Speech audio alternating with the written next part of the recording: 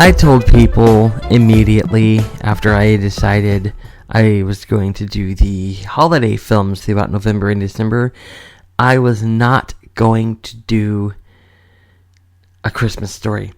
Everyone suggested it. One person actually demanded it. I'm not doing it because of them. It was a coincidence. I wanted to watch A Christmas Story Christmas, the new movie that just came out. And I realized something kind of interesting.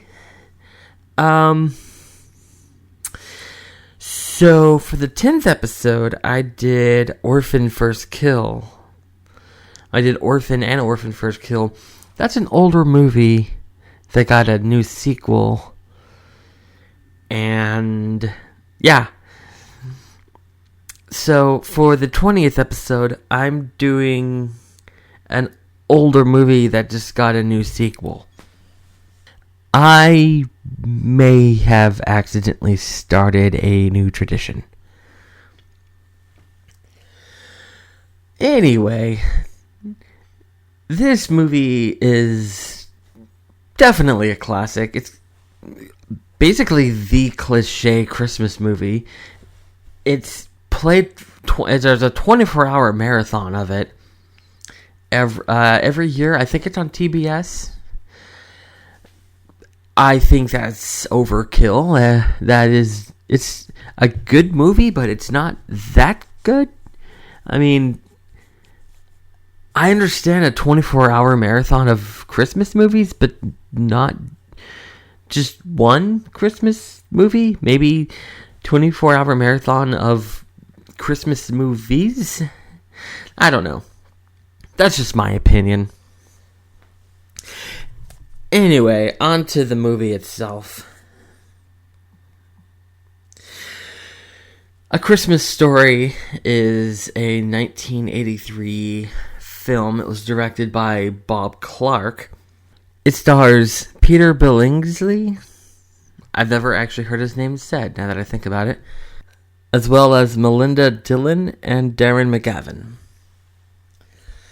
And a bunch of other people. I don't actually know any of them. I don't know any of I don't know anybody that stars in this movie.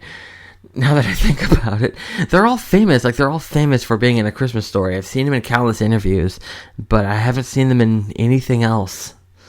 So, like, yeah. Because this movie is so popular and overplayed, I actually haven't seen it in a long time.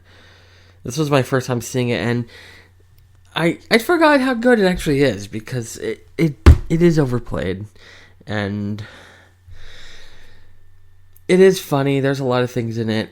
There are some notes. I actually took notes. It's been a while since I took notes. I have 3. One of the first things I noticed about this movie, well, not one of the first things. The first thing I thought was worth taking note of is there's a scene near the beginning when Ralph is trying to, he starts to try to plan to manipulate his parents into getting him the Red Ryder rifle. And so he slips an advertisement for the rifle, the BB gun, and a magazine that his mother reads, and he puts it on her pillow. The thing I noticed was that his parents sleep in separate beds, like they're living in I Love Lucy. And I know that was a thing they would do on TV long ago. This movie takes place in the 40s, but it was made in 1983. I don't know why they would do that. And, like, it's not addressed in the movie. Like, it's not like, well, my parents slept in separate beds because they thought it. I don't know. They don't even acknowledge it. And I honestly never noticed it until now. The second thing I noticed, the second thing I thought was noteworthy was, the furnace was doing the thing, the smoke's coming up, and Ralphie's mother walked over to, like, the thermostat thing, and there's, like, a top half and a bottom half, and I don't know that, like, the deal with the thermostats back then, and she slid the top half all the way to the left and left the bottom one all the way on the right. Well, about 30 seconds later, it shows the thermostat again, and it switched. So the bottom one was on the left, and the top one was on the right. And it was a subtle thing. Again, I never noticed it. And the third thing I thought was worth taking note was actually kind of in the middle end-ish. I actually don't know where it is in the movie. I don't know. I always thought it was near the beginning. I for some reason, I thought this was near the beginning. Whenever Ralph gets sick of Scott Farkus's antics and beats the crap out of him, for some reason, I thought that was near the beginning. But yeah, you see, Ralph swears. He was like that scene, oh, fudge. But I didn't say fudge. Yeah, and then you saw how she reacted to that, where she's like freaking out and like makes him eat the soap and was like yelling at him. Well, in this scene, he's literally beating the crap out of a kid while having a string of obscenities come out of his mouth, and she's okay with it. I don't know if she's necessarily okay with it, but like she tries to calm him down. She's like, it's okay, try to calm down, go lay down. And she doesn't tell his father, like, the seriousness of it. Like, oh, he was swearing. It was like, oh, Ralph got into a fight. Oh, he did he? And it was no big deal. So part of me thinks she knew how bad Scott was, and that this wasn't Ralph just fighting for the sake of fighting.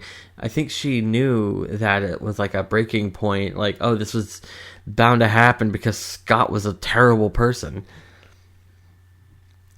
So, yeah, that I'm watching it thinking the only explanation is like there's some history with that. I know that there's like 8 films in the series, because there's actually something I didn't even know until recently. There's actually a bunch of films in this series. Let's see, the new one is... Okay, yeah. The new one, A Christmas Story Christmas. It is the 8th film... Wait... It says it serves as the 8th movie and the 9th installment overall in the Parker Family Saga franchise. How does that work out? How are there 9? I only know of 3. Well, I only knew of 3 until recently. There is A Christmas Story 2, which I've yet to see, and I don't know if I'm going to see it. And then, of course, A Christmas Story Christmas. I knew about those 3.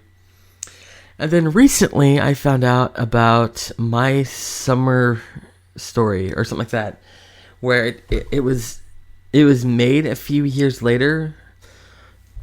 It was made a few years later. It was also narrated by Gene Sheppard, who... Oh yeah, I don't know if I mentioned, Gene Sheppard was the narrator of A Christmas Story. And Christmas Story is based on his book. The name of the book was In God We Trust, All Others Pay Cash. And that was the name of the book that inspired A Christmas Story. And he wrote other books that were turned into movies apparently in this series. And I'm looking now to see the films. Wait, what? Oh, A Christmas Story was the 3rd. The first movie came out in 1976. It's called The Phantom of the Open Hearth. 82, the year before A Christmas Story, The Great American 4th of July and Other Disasters.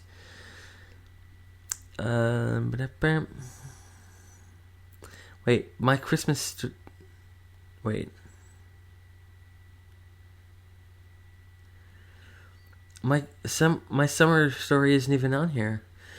The Star-Crossed Romance of Josephine Koznowski was released in 85. Oli Hoppenoodle's Haven of Bliss. The heck? That one was released in 88. 94 was It Runs in the Family, My Summer Story. Oh, no, there we go.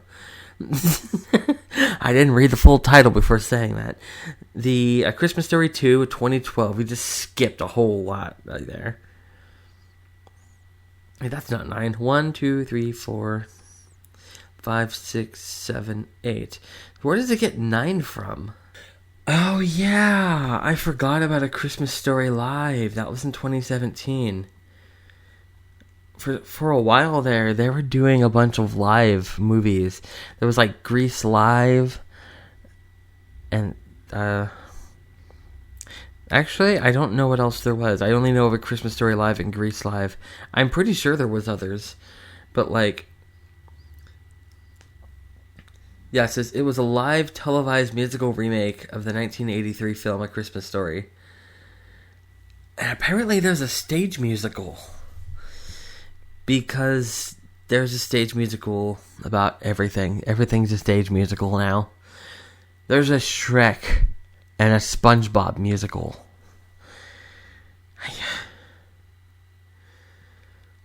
Oh, and then here's a common misconception about A Christmas Story that I just found out about. I knew about this misconception. It's a common misconception that A Christmas Story is based on the life of Gene Sheppard. And that's why he's telling the story.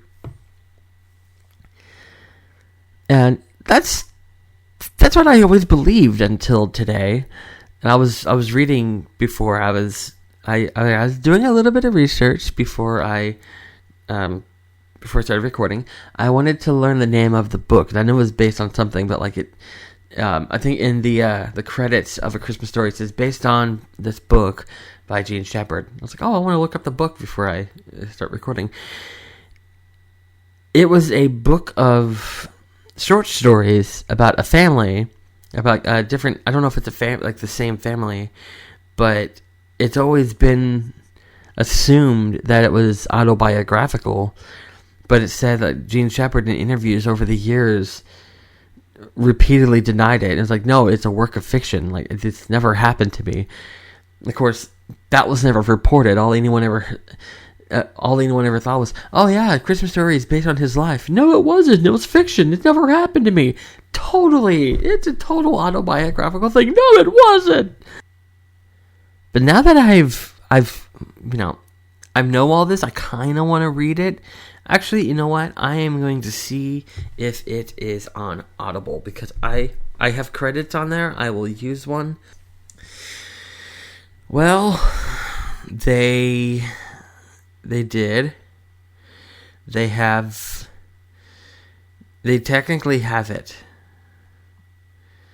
Because A Christmas Story is based on 4 different stories in... Well, 3 stories in God We Trust. And then there's another book he has that another short story was used.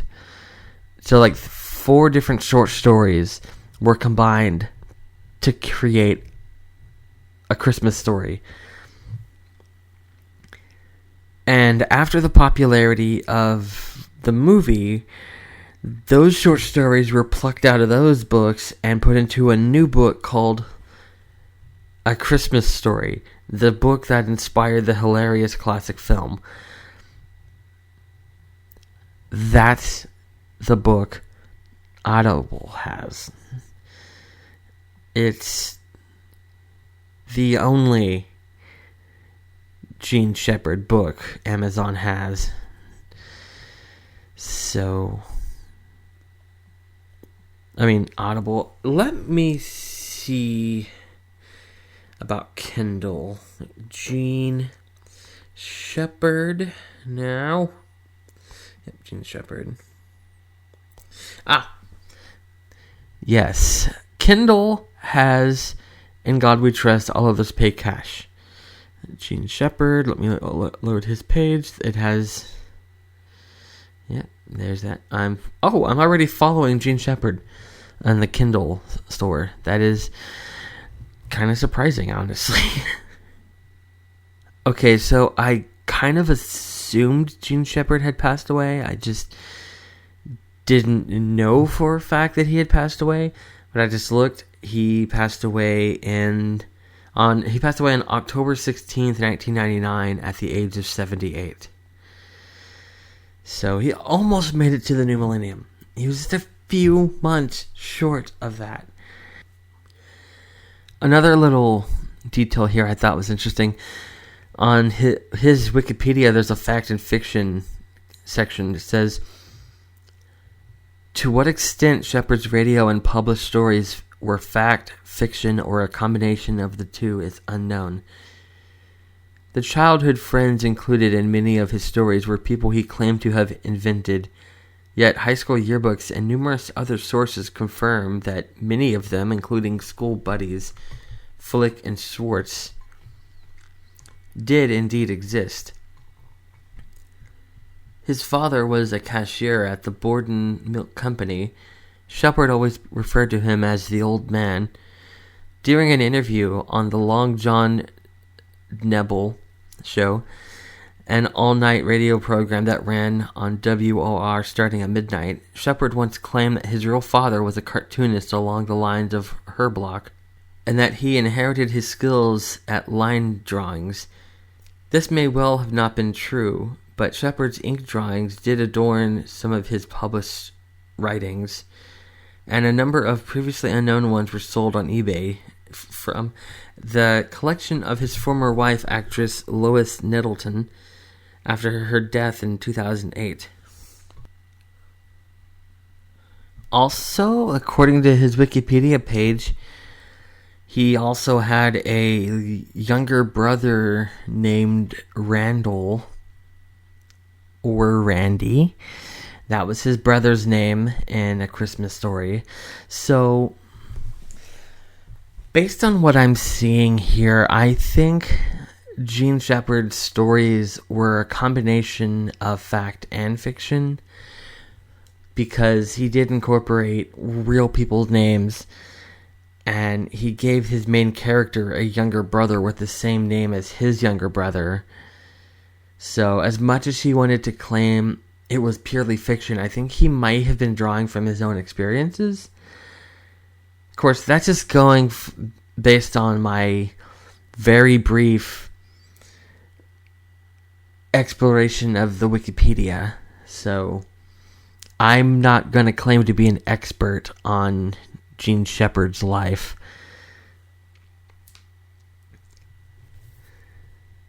Plus, if it was based on a true story, that would be a little weird to then go and make a bunch of sequels that weren't based on anything he wrote.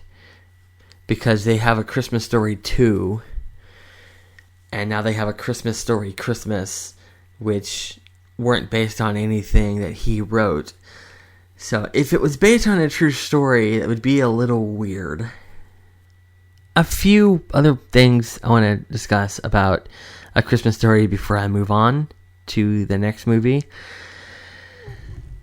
I used to be really annoyed by the little brother, speaking of Randy, because, I don't think he ever just talks normal. Every time you see him, he's always whining, going like that, or I can't put my arms down. But as you can see, now I go back and I watch it, and it's oh, that's funny. That is just like a little kid. So yeah, I think one of the reasons that this movie is so rewatched and beloved and is a classic is how relatable it is, because it does kind of portray an actual family in the sense of this is how a family acts. There's a lot of these movies are oh, the perfect family, and then people don't actually act like any of that in those movies. But then you got ones like this where everything's dysfunctional. The furnace keeps blowing up. The dogs keep running in. They're not even their dogs. And and another thing I wanted to bring up was going back to what I said earlier about A Christmas Story Live, I did watch it, like, later on. I didn't watch it live, but I did watch it later on. I don't remember much about it. The only thing I remember from A Christmas Story Live is there's that scene in the Chinese restaurant, which I was thinking, if this movie was ever remade, that scene would have to be cut entirely because it's like super racist. But they found a way to keep the scene and make it hilarious because they had Ken Jeong. He was in Community, and he's in a bunch of other stuff. He was I think he was like the restaurant owner in that scene. I don't remember. I saw it years ago. Well, in the original, the waiters were like, "'Tis a season to be jolly, fa ra ra ra ra ra ra ra." Restaurant owner goes, "No, not fa ra ra, fa la la la la." But then they kept saying it. Well, in the remake, the Christmas Story Live, Ken Jeong was the restaurant owner, and the waiters sang it, and they sang it perfectly. And then the father, the old man character, Ralphie's father, was like, "Wow, I wasn't expecting that." And Ken goes, "Really? What were you expecting?" It's like, "Oh, nothing." It's like, yeah, so that's the only thing I remember about the live remake, that they were able to make that racist scene work for the modern audience. Alright, so that was A Christmas Story.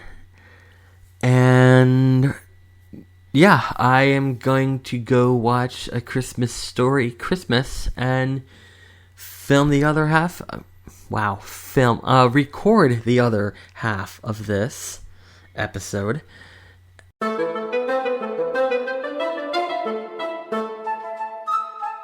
Okay, I got a mini bonus review thing here.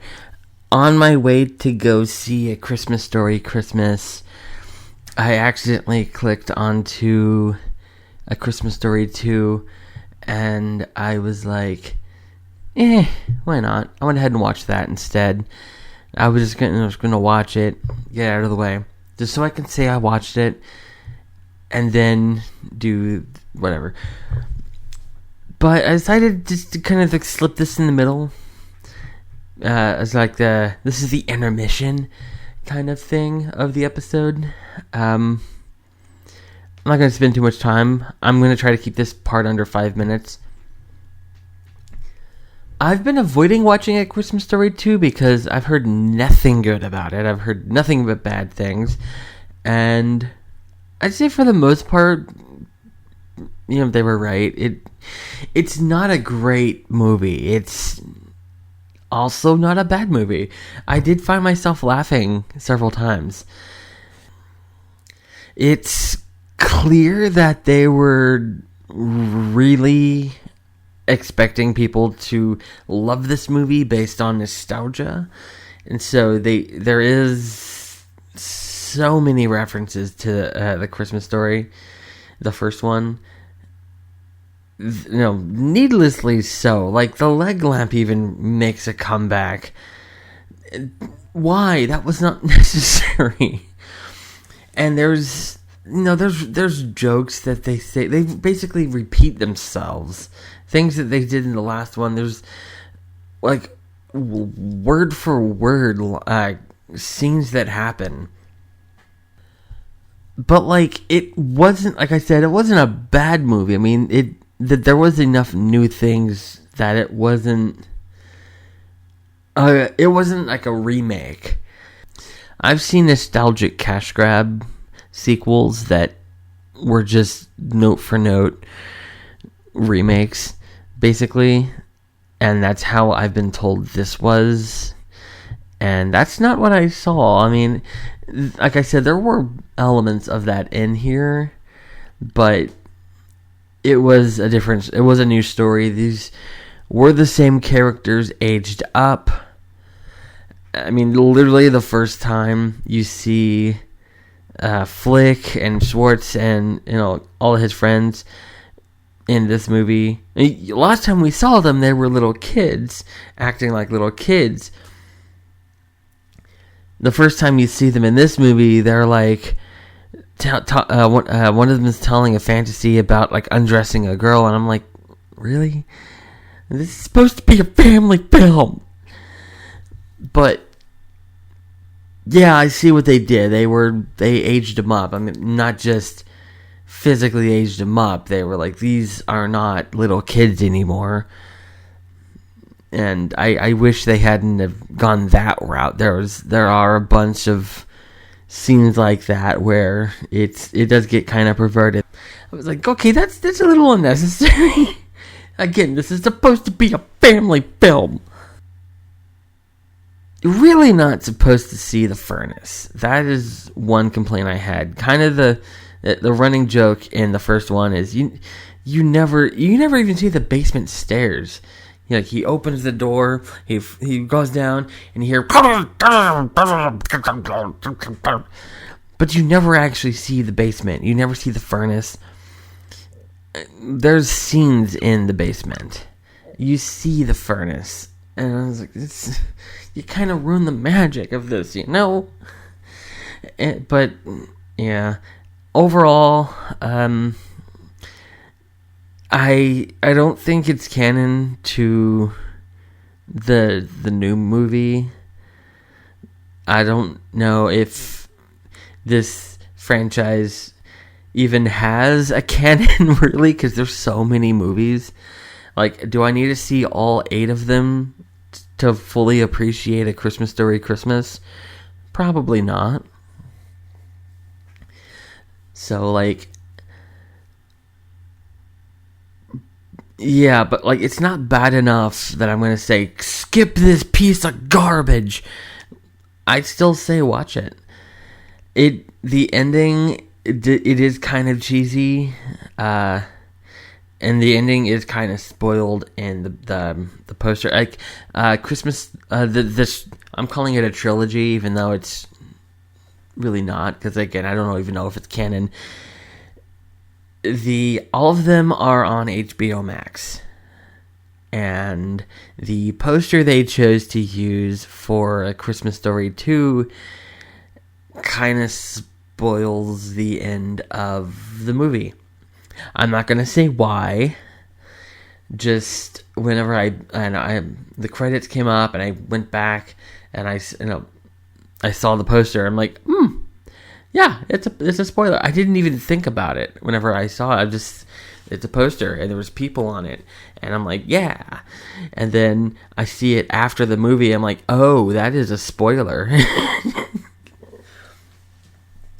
But I will say that in the first movie, Ralphie had a lot of fantasy scenes, over the top, ridiculous, and they're in here too. That's actually some of the funniest parts of the movie are some of his fantasies. And for the first time, one of the fantasies actually came true. And that's where it becomes cheesy. But it is it's kind of nice, though. It's like, this kid goes through so much. Just give him that. One of his fantasies came true. And it is late. It is 2 a.m. right now. Too late to watch another movie. I will watch A Christmas Story Christmas tomorrow and record my thoughts.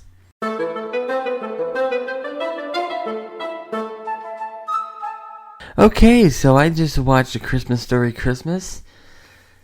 Okay, actually I watched it last night. I finished it late and I went to sleep. But yeah, close enough. Honestly, I was a little worried after watching A Christmas Story 2. I was like, okay, I see what they did here, and I'm afraid they're going to do it again. And I will say, like, they did and they didn't, because like they're it does have kind of like the wacky slapstick thing, but like not to the extent of A Christmas Story 2. It was only in there like a few times. They also have a lot of like fantasy sequences, which, okay, in the first one it makes sense, he's a little kid, and the second one I thought, okay, he's a teenager and he's still doing, okay, whatever, fine, he's still a kid. But now he's like in his 40s, I think, and he's still having like these childish fantasies, which that's still fine. It's just he hasn't really, okay, so like in some ways it shows, oh, he's an adult now making adult decisions and all that, but then like he's still basically the same kid as he was 33 years ago. Which also, speaking of it being 33 years, they said it was 33 years. In the movie, they said it was 33 years. The first one, it never tells you what year it takes place. And doing all my research yesterday, I saw that the makers of the first film, they wanted to leave the date ambiguous. They didn't want it to. They kind of wanted to have a timeless feel, but they wanted it to have like a vague late 30s, early 40s feel, but not be specific on the year. But this time, they put the date. They said it was Christmas 1973, which means that The Christmas Story takes place in 1940. So it dates it now. It's like they didn't want to. Anyway, it's fine. It wasn't like this big mystery. When was it? Because again, during my researching of yesterday, I spent a lot of time researching this. It's probably the most research I've done on an episode in the 2+ years I've been doing this. Apparently, people have already figured out that it was probably 1940. And their main thing was the Wizard of Oz characters, because it was set, because Wizard of Oz came out in 1939, and like there's no mention of World War II, and that America didn't get involved in that until 1941. Technically 1942, like very end of the year. So like, if this had been after 1941, or if this was 1941, they would have been talking about Pearl Harbor. Like, this was the year of the attack on Pearl Harbor. But no, it was, wow, just to think about that. This was the last Christmas before Pearl Harbor, and then like World War I get involved in, and so like this was the last Christmas of innocence. That is, I hadn't even thought of that till just now. Anyway, it basically like the last Christmas for 9/11, that sort of thing. Like, imagine how that changed things. So anyway, so this movie, by the end, it does actually, not only does it further the story of the first one, and it references it, but obviously it's going to reference it. It's the same characters. It's the same actors. So it's, it's going to further the story, but it also, like, changes the story for the first one, but, like, not, like, in a negative way. It makes you see the first one in a different light and in an extent. I don't want to spoil anything, obviously. It just came out. But wow. I hadn't even thought about no spoiler review for this because it just came out.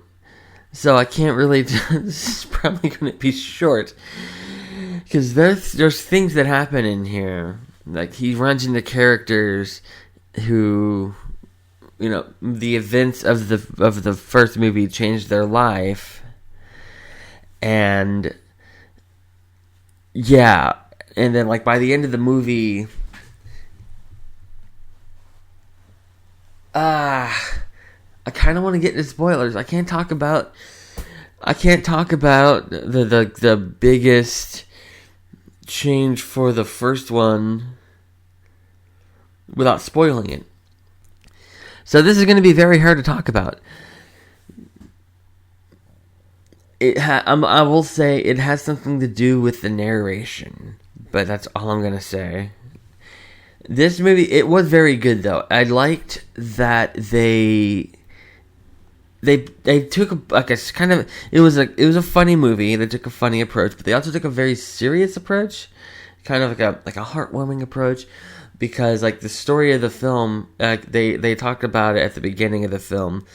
At the beginning of the movie, like they talk about like Rafi and his wife Sandy and his two kids, Mark and Julie. They were in their house. I think it was an house or apartment, one of those, in Chicago, and they were preparing for Rafi's parents to come visit for Christmas, and they're excited, and they're talking about it, and then Rafi gets a call from his mother that the old man had passed away, which that I kind of figured that was going to happen because the whole thing in the trailer, that's not really a spoiler because it's in the trailer, where I assumed that like maybe he died years ago and they're just kind of reflecting on it.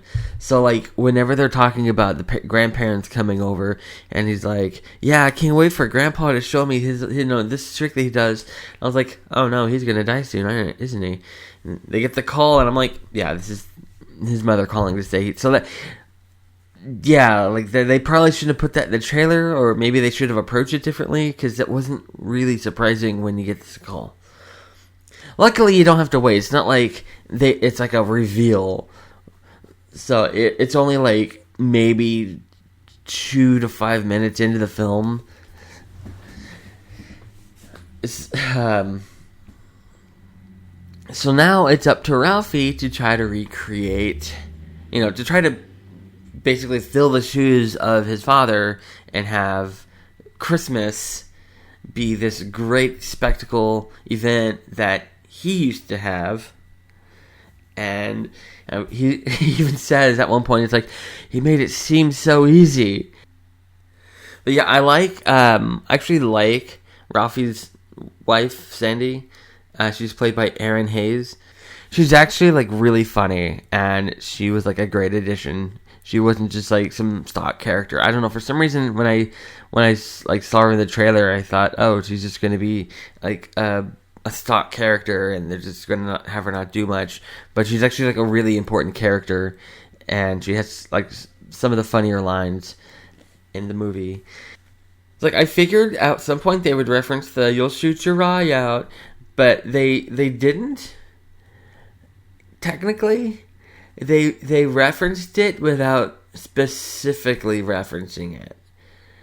I'm not gonna say what happened where they referenced it without referencing it, but it was kind of a smart way to go about it. I didn't even pick up on it right away that's what they did. It took me a minute. And speaking of the "you'll shoot your eye out," there's a scene, well, several scenes, where Rafi goes to the attic, and I was afraid they were going to do like they did in A Christmas Story 2 and bring back the leg lamp.